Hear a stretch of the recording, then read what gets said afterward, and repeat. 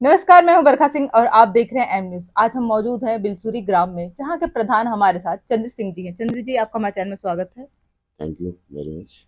चंद्र जी, ये बताइएगा कि आप इससे पहले गवर्नमेंट जॉब में भी रहे हैं और अब प्रधानी कर रहे हैं, तो आपको इन दोनों में क्या समानता लगता है और इन दोनों में ऐसे क्या चीजें हैं जो अब आप असंतुष्ट हैं?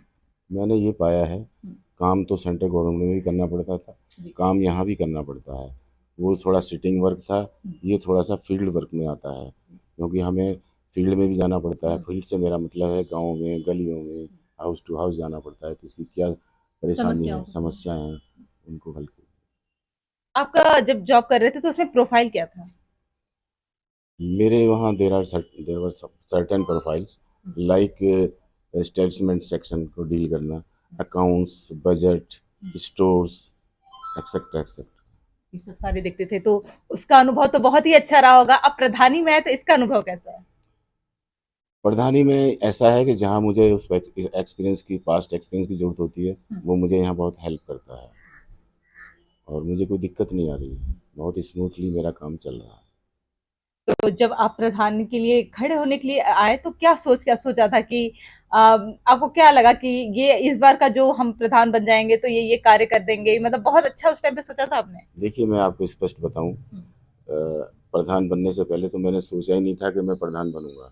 ये तो गांव की इच्छा थी। लोग मुझे इस लायक समझते थे कि भाई प्रधान हो तो गांव में हमारे चंद्र सिंह जैसा हो।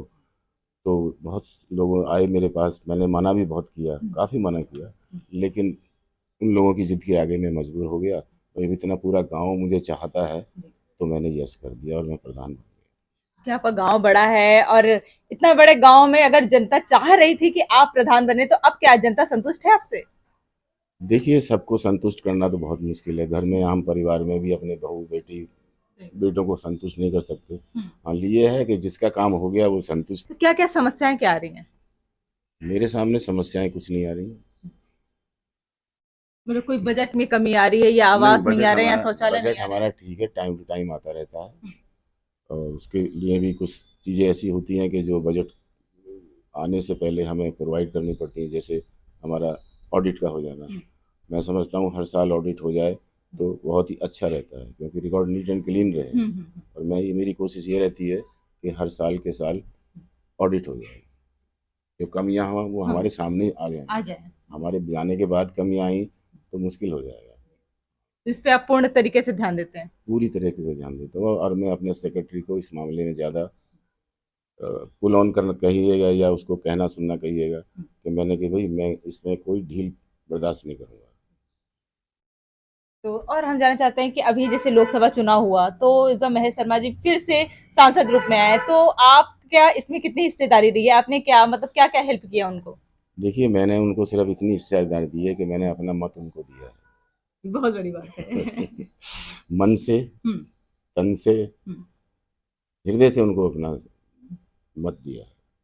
तो आपके गांव वासी भी काफी, मतलब ज्यादातर बीजेपी हाँ, सपोर्टर है? बिल्कुल सपोर्टर, सभी सपोर्टर हैं। और जो SC ST हैं, उसमें भी लोगों ने हिस्सेदारी ली है बीजेपी को वोट देने की। सांसद जी ने आपके गांव में क्या क्या कार्य करवाए हैं? मूल रूप से तो हमारे यहाँ रास्ते बनवाए हैं। कितने मीटर होंगे? हाँ जी। कितने मीटर होंगे रास्ते? मीटर का तो यह है कि 150 मीटर है। अच्छा, मतलब बहुत सारे होंगे हाँ, ऐसे। और दूसरे लोगों से भी हमने लिए हैं, जैसे हमारे प्रमुख साहब हैं, अच्छा। ब्लॉक प्रमुख हैं, उनसे भी रास्ता लिया है। और हमारे विधायक हैं, उनसे भी रास्ता लिया है। मतलब आज सबसे अपना जो गांव के लिए विकास के लिए सबसे जाके मदद ली है आपने? मुझे चाहे कटोरा फैलाना पड़ जाए, मैं कटोरा लेके जाता हूँ अपना मांगने के लिए। और हम जानना चाहते हैं कि जैसे इतना कुछ तो कार्य करवाई है, तो यहाँ पे विद्यालय कितने हैं आपके पास, आपके गांव में?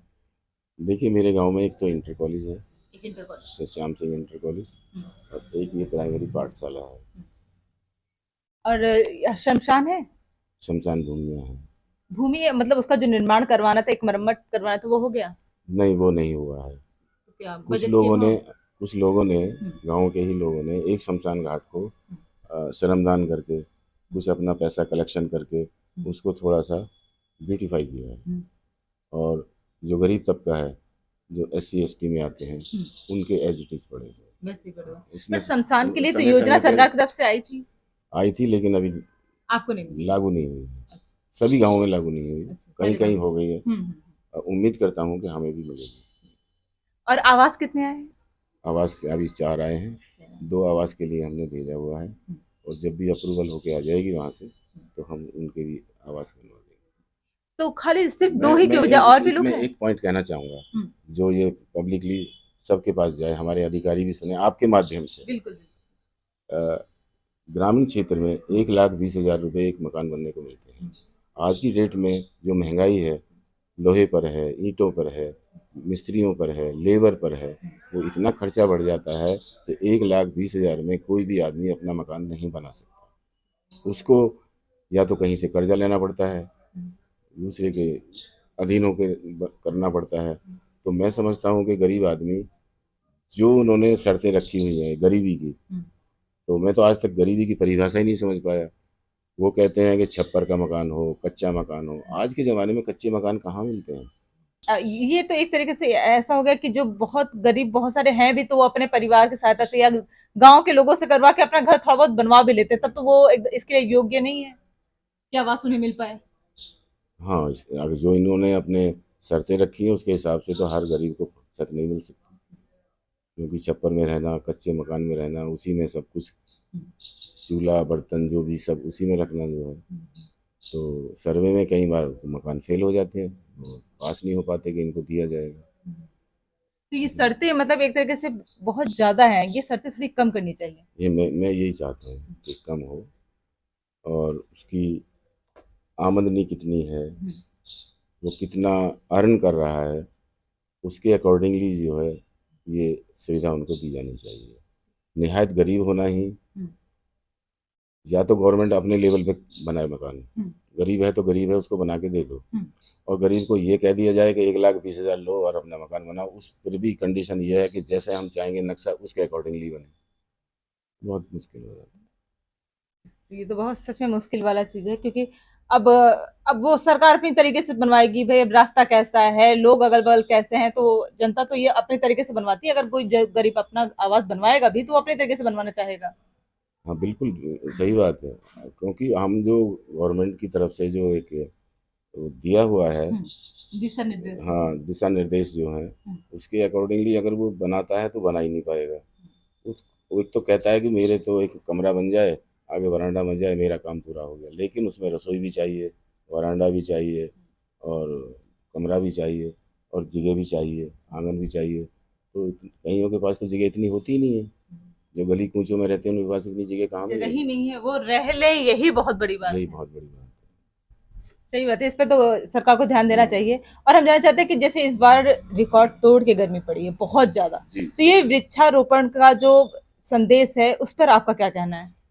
हाँ, उसके लिए मेरा ये कहना है कि वृक्षारोपण बहुत ज़रूरी है, वरना अगर वृक्षारोपण हमारा सही टाइम पे और सही तरीके से हमने नहीं किया तो एक दिन हमारी हालत भी केप टाउन अफ्रीका जैसी हो जाएगी।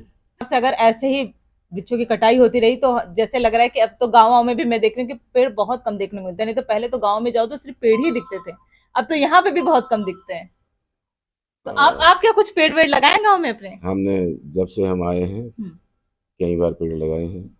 कंडीशन एक यहाँ गड़बड़ होती है कि हम पेड़ तो लगा देते हैं, बाद में उनको पानी देना, उनको रोकना देखभाल करना नहीं उनका कर पाते वो हैं। नहीं। लेकिन मेरे गांव में कुछ नौजवानों ने ऐसा बीड़ा उठाया है कि उन्होंने 5-5 पेड़ ले लिए अच्छा, कि इनकी सेवा हम करेंगे। अडॉप्ट कर लिया एक तरीके से। अडॉप्ट कर लिया उनको, और वो आज सही हो रहे सही। हैं। ये एक पेड़ तो आपके पास भी है, बहुत अच्छा है। तो आपको चलिए, भी क्या इन सब चीजों का बहुत शौक है?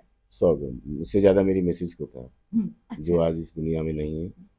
वो मुझे कंपेल करती थी कि ये लिया हो, वो लिया हो। आज ये सब सूखे पड़े हैं, टाइम नहीं दे पाता, वो होती तो ये सब हरे भरे हैं। सब हरे भरे रहते हैं। ये तो है कि घर की महिलाएं जब होती हैं तो घर ही हरा भरा होता है। जी, घर की और लक्ष्मी। बिल्कुल बिल्कुल बिल्कुल। और कुछ कहना चाहेंगे अपने गांव गांव वासियों से? गाँव वासियों से मैं यही यही कहना चाहूँगा, सफाई के मामले में तो एक बात कहूँगा, कचरा हमारा है, इसको उठाना जिम्मेवारी भी हमारी महसूस करनी चाहिए। सफाई पे जितना ध्यान देंगे उतना हम सभ्य बनेंगे, और अगर कचरे हमारे घर के आसपास पड़े रहेंगे तो हम असभ्य हैं।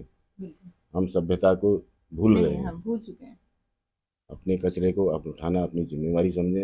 ये नहीं हो कि भाई नाली में डाल दिया, सफाई वाला आएगा अपने आप उठा लेगा, ऐसा नहीं ये सब करना। नहीं करना चाहिए। गांव मेरा नहीं, किसी भी गांव में, गांव हो सिटी हो चाहे कोई भी हो, अपना कचरा अपनी जिम्मेदारी समझें। मैंने अगर कचरा फैलाया है तो इसको उठाना भी मुझे ही है, सफाई वाले के ऊपर नहीं छोड़ना चाहिए। बहुत बहुत धन्यवाद हमें इतनी जानकारी देने के लिए। आपका भी बहुत बहुत धन्यवाद, मुझे इस लायक समझा आपने। मैं आपका भी आभारी हूँ, आपकी पूरी टीम का आभारी हूँ और आपके न्यूज़ चैनल का भी आभारी। धन्यवाद। ये थे हमारे साथ चंद्र सिंह जी जो कि प्रधान हैं, और इनके जो विचार हैं वो तो आपको समझ में आ ही गए होंगे कि वो जो शिक्षा के कारण एक विचार इंसान के अंदर आ जाता है वो है इनके अंदर। और इन्होंने गवर्नमेंट जॉब भी पहले किया है और अब रिटायर्ड हैं और अब प्रधानी कर रहे हैं, अपना गांव संभाल रहे हैं, और जिस तरीके से संभाल रहे हैं वो भी एक तरीके से सराहनीय है। तो अपने सांसद हो गए, विधायक हो गए, ब्लॉक प्रमुख हो गए, सबके पास जाते हैं, अब काम निकलवा के लाते हैं और गांव को विकास की गति पे लेकर भी आ गए हैं। और उनका कहना है कि वृक्षारोपण को भी करना चाहिए, स्वच्छता पे भी विशेष ध्यान देना चाहिए। पर देखना तो है कि आने वाला जो अब इनके पास 1.5 साल के करीब बच गया है उसमें ये और क्या क्या योजनाएं अपने गांव में लेकर आते हैं। तब तक के लिए बने रहिए हम न्यूज के साथ। मैं बरखा Singh. If you like this video, hit the like button and press the bell icon to never miss an update from M